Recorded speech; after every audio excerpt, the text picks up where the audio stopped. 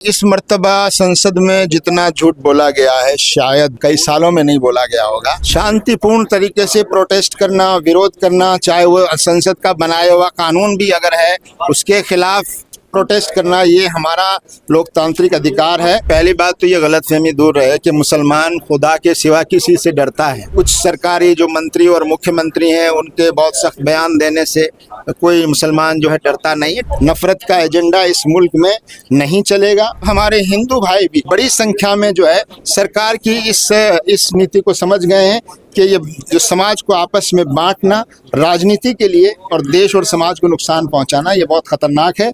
ऐसे लोगों के हाथों में देश की सत्ता और बागडोर का ज़्यादा देर रहना इस देश के लिए बहुत खतरनाक है। इस वक्त मेरे साथ सलीम इंजीनियर साहब, वाइस प्रेसिडेंट जमात इस्लामी हिंद है। आज जानना चाहेंगे कि आज का प्रेस कॉन्फ्रेंस किन मुद्दों पे था। देखिए, जमात इस्लामी हिंद की ये monthly regular routine press conference है, लेकिन देश में जो कुछ घटनाएं इस वक्त तेज़ी से हुई है, वक्फ अमेंडमेंट बिल जो आया है वो सबसे बड़ा एक मुद्दा है जो इस वक्त सिर्फ मुसलमानों के लिए नहीं पूरे देश के लिए बहुत महत्वपूर्ण है। और दूसरी तरफ गज़ा में जो कुछ नाइंसाफ़ियाँ और जिनोसाइड और कत्लेआम जिस तरह से नरसंहार गज़ा में इस्राइल और अमेरिका के सपोर्ट से जिस तरह से हो रहा है वो भी बहुत चिंताजनक है। इन दोनों इश्यूज़ को लेकर जमात इस्लामी हिंद ने अपनी राय का इजहार किया है और वक्फ के बारे में आगे हम क्या सोचते हैं और कैसे इस बिल को वापस करने की हम कोशिश करेंगे, कैसे अदालती रास्ता अपनाया जाएगा, कैसे पब्लिक ओपिनियन को बदलने के लिए पब्लिक प्रोटेस्ट किए जाएंगे और कैसे हम आवाम को, आम जनता को ये समझाएंगे कि ये बिल कितना ख़तरनाक है।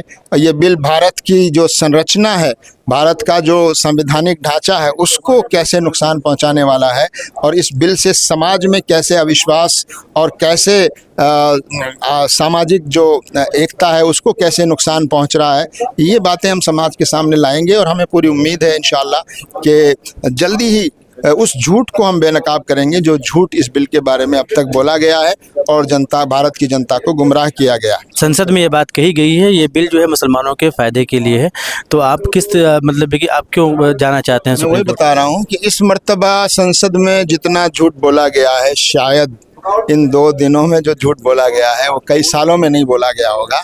और सरकार यही कहती रही, ये बात सरकार कह रही है, सरकार ये कहती रही कि बिल मुसलमानों के पक्ष में है और मुसलमानों के भले के लिए है, लेकिन जिसके पक्ष में आप बिल ला रहे हैं वो पूरा समाज इसके खिलाफ है, पूरा देश देश की पूरी मुस्लिम आबादी इसके खिलाफ है, सारे मुस्लिम संगठन उसके खिलाफ हैं, विपक्ष की पार्टियां इसके खिलाफ हैं। 232 सांसदों ने इसके विरोध में लोकसभा में वोट किया है और 95 सांसदों ने राज्यसभा में इसके खिलाफ वोट किया है। इतना बड़ा विरोध होने के बावजूद अगर हम मौजूदा सरकार कुछ किराए के लोग, कुछ उनकी पार्टी के लोग, कुछ लोगों को टोपी और बुर्का पहनाकर और हाथ में तख्तियां देकर और ये बताने की कोशिश हो रही है कि मुसलमानों के लिए एक अच्छा बिल है, तो ये सच्चाई उनको भी मालूम है और देश भी अच्छी तरह जानता है। इस झूठ को बेनकाब करने की पूरी कोशिश की जाएगी और सरकार ने जो ये गलती की है उस गलती को अब आवाम के ज़रिए से, पब्लिक ओपिनियन के ज़रिए से इस गलती को सुधारने की कोशिश की जाएगी। जो गलती संसद में सत्तारूढ़ पार्टी ने अपनी संख्या बल के घमंड में आकर जिस तरह से खतरनाक कानून बनाया है, इस गलती को सुधारने का प्रयास किया जाए। 1995 और 2013 में जो बदलाव लाए गए थे वो सर्वसम्मति से पूरे सदन ने पास किए थे, जिसमें मौजूदा सत्ताधारी पार्टी के लोग भी मौजूद थे। और आज जो है उसी बिल को एक तरह से पलटा गया है और उसमें आप देख रहे हैं कि 232 पार्लियामेंट के मेंबर इसके खिलाफ हैं संसद में और 95 सांसद राज्यसभा में इसके खिलाफ हैं। इतना बड़ा विरोध होने के बावजूद पूरे देश का मुसलमान इसके खिलाफ है, सारे सामाजिक संगठन इसके खिलाफ हैं, इसके बावजूद भी इस बिल को पास किया गया है। तो ये सरकार की जो एक हठ धर्मिता और घृणा और नफरत का जो एजेंडा है और समाज में धार्मिक ध्रुवीकरण का जो एक एजेंडा है और उससे राजनीतिक फ़ायदा उठाने की जो कोशिश है उसको आगे बढ़ाने वाला ये बिल है।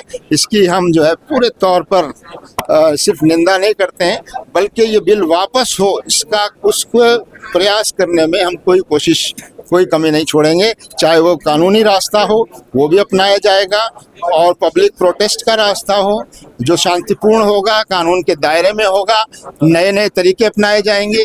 और हम पूरी तौर पर देश की जनता को ये सच बताने की कोशिश करेंगे कि इस देश की जनता के साथ कितना बड़ा धोखा किया गया है और मुसलमानों के साथ कितना बड़ा अन्याय हुआ है। ये बात हम प्रोटेस्ट के जरिए से बताने की कोशिश करेंगे। सरकार को वापस वो लागू नहीं करना पड़ा, क्या शाहीनबाग की तरह ही कुछ प्रोटेस्ट आप लोग? देखिए, हम लगे बंधे और पुराने तरीकों को अपनाने के कायल नहीं हैं। अब हम 21वीं सदी में हैं, नए नए तरीके मौजूद हैं, नए नए तरीके सोचे जाएंगे। पिछले जितने आंदोलन हुए हैं उनसे ज़्यादा पावरफुल तरीका, उनसे ज़्यादा इम्पैक्ट करने वाले तरीके, उनसे ज़्यादा बेहतर तरीके अपनाने के लिए हम बराबर प्रयास करेंगे। तो हम किसी लगे बंधे तरीके के पाबंद नहीं हैं। जैसे जैसे सरकार का रवैया सामने आएगा, इससे पहले भी जो बिल, बहुत से कानून बने हैं जो पब्लिक के दबाव में और पब्लिक की नाराज़गी के बाद वो बिल वापस हुए हैं। किसानों के खिलाफ बिल बनाए गए थे, कानून लाया गया था, किसानों ने उसको रिजेक्ट किया, विरोध किया, आज तक आंदोलन हो रहे हैं। सरकार ने बिना किसी शर्त के किसानों के खिलाफ लाए गए उस कानून को वापस ले लिया। तो हम समझते हैं लोकतंत्र में ये होता है। संसद में भी नंबर के आधार पर गलत चीज़ें पास हो जाती हैं, नंबर के आधार पर गलत कानून बन जाते हैं। उसको रोकना, उसका विरोध करना और देश को और समाज को उसके नुकसान से बचाना, ये जनता की जिम्मेदारी है।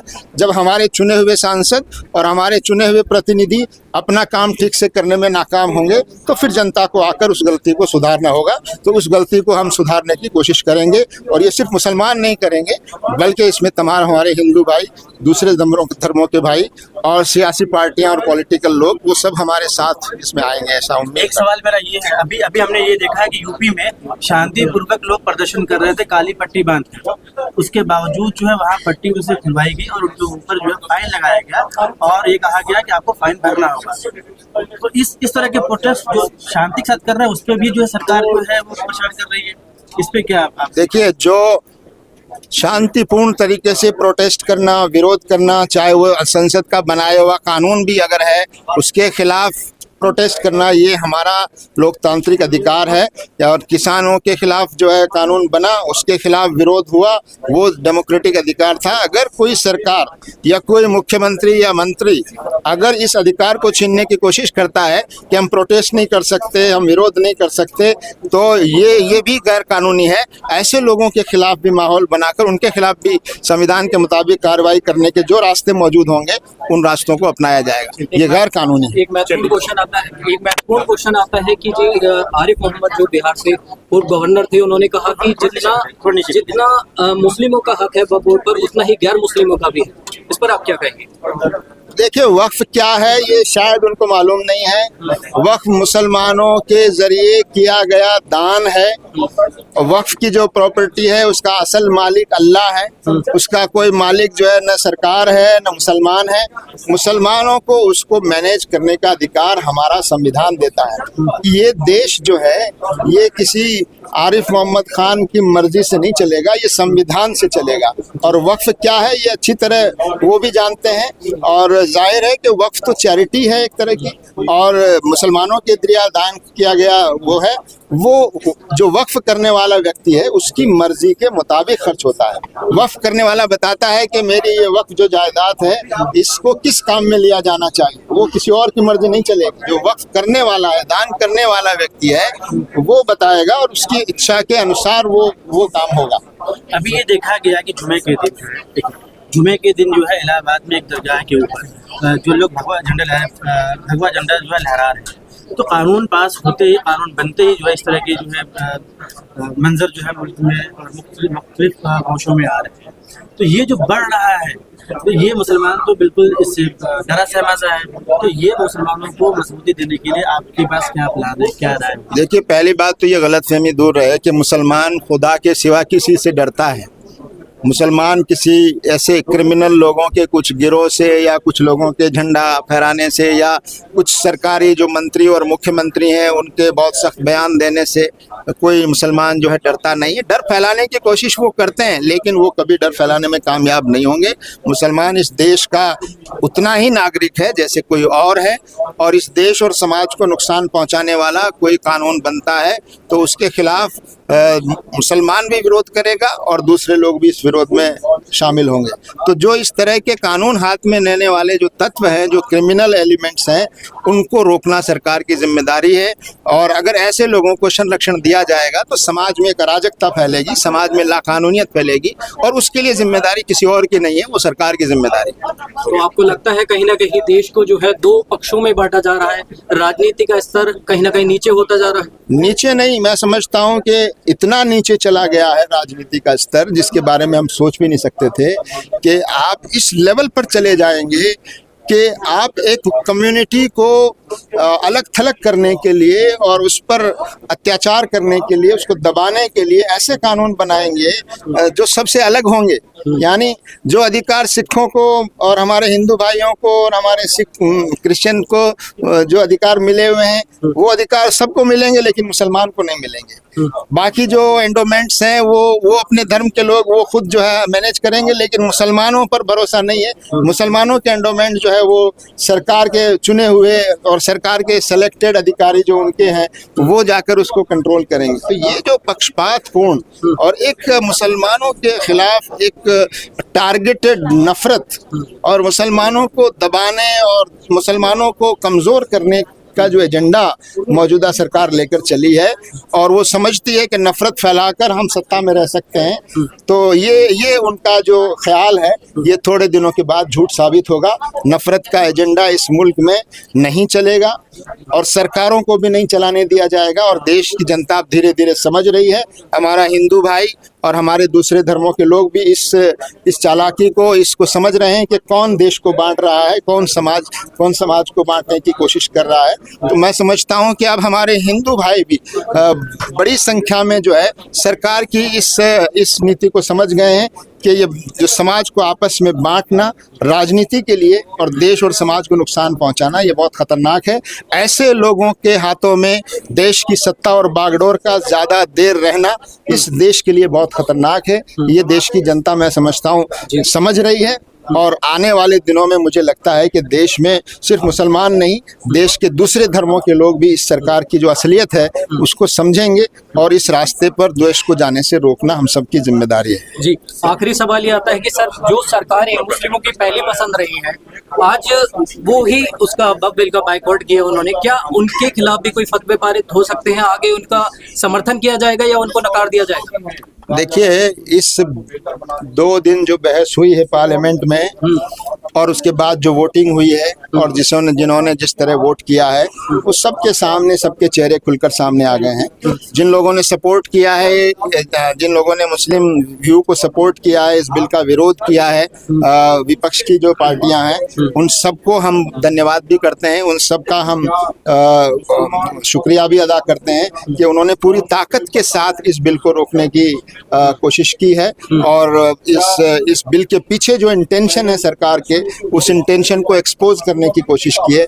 लेकिन जिन सेक्युलर पार्टियों से हमें उम्मीद थी और जो सरकार के साथ हैं इस वक्त, उनसे हमें ये उम्मीद थी कि शायद ये इस बिल को पास करने में सरकार की मदद नहीं करेंगे और ये मुसलमानों के साथ खड़े होंगे, मुसलमानों के साथ होने वाले इस अन्याय को रोकने में वो अपना रोल अदा करेंगे। और आखिरी वक्त तक ये पार्टियां हमको विश्वास दिलाती रही कि हम ऐसा कोई कानून नहीं बनने देंगे, हम इसको रोकने की कोशिश करेंगे, लेकिन उनका रवैया सामने आ गया। देश की जनता ने उनको देख लिया, मुसलमानों ने भी वो चेहरे पहचान लिए।